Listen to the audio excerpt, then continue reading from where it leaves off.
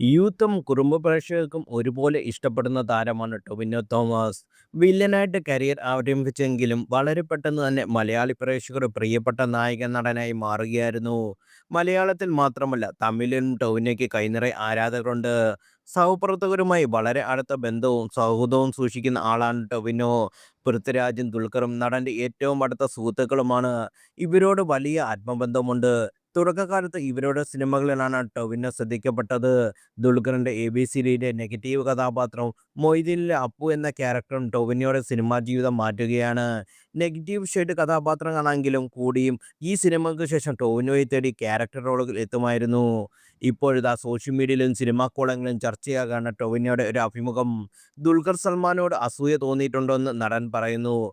Kairali TV സംപ്രേഷണം ചെയ്യുന്ന ജെ.ബി. ജംഗ്ഷനിൽ അതിഥിയായി എത്തിയപ്പോഴാണ് നടനോട് തോന്നിയ അസൂയയെക്കുറിച്ച് വെളിപ്പെടുത്തിയത്. ഒപ്പം തന്നെ പൃഥ്വിരാജിനോടുള്ള ഇഷ്ടത്തെക്കുറിച്ചും പറയുന്നുണ്ട്. അവതാരകനായ ജോൺ ബ്രിട്ടാസിന്റെ ചോദ്യത്തിനായിരുന്നു മറുപടിയും. പൃഥ്വിരാജ്, ദുൽഖർ സൽമാൻ, നിവിൻ പോളി ഇവരിൽ ആരെയാണ് ഇഷ്ടം? ഏറ്റവും കൂടുതൽ അസൂയ തോന്നിയിട്ടുള്ളത് ആരോടാണ് എന്നായിരുന്നു ചോദ്യം. പൃഥ്വിയോടാണ് ഇഷ്ടമെന്ന് ടൊവിനോ പറയുന്നു. അദ്ദേഹത്തിന്റെ ചില ഫീച്ചറുകൾ തനിക്ക് ഇഷ്ടമാണ്. അതുപോലെ ദുൽഖറിന്റെ ഡ്രസ്സിംഗ് സ്റ്റൈൽ കാണുമ്പോൾ അസൂയ തോന്നാറുണ്ടെന്നും ടൊവിനോ പറഞ്ഞു. ഭയങ്കര നല്ല ഡ്രസ്സിംഗ് സെൻസ് ആളാണ് ദുൽഖർ എന്നും ടൊവിനോ കൂട്ടിച്ചേർത്തു.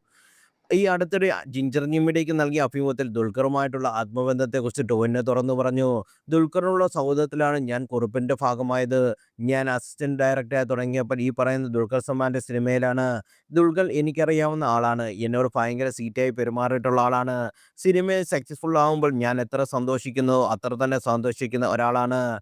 മിന്നൽ മുരളി കണ്ടിട്ടും എന്നെ വിളിച്ചിട്ടുണ്ടായിരുന്നു. പുറത്തുള്ളവർക്ക് ഞങ്ങളൊക്കെ തമ്മിലുള്ള അടുപ്പം കുറച്ചെങ്കിലും മനസ്സിലാക്കാൻ സാധിച്ചാൽ ഇവിടെ ഒരു ഫാൻ ഫൈറ്റും ചെയ്യില്ലെന്ന് എന്ന് തോന്നുന്നു എന്നാണ് ടൊവിനോ പറഞ്ഞത്.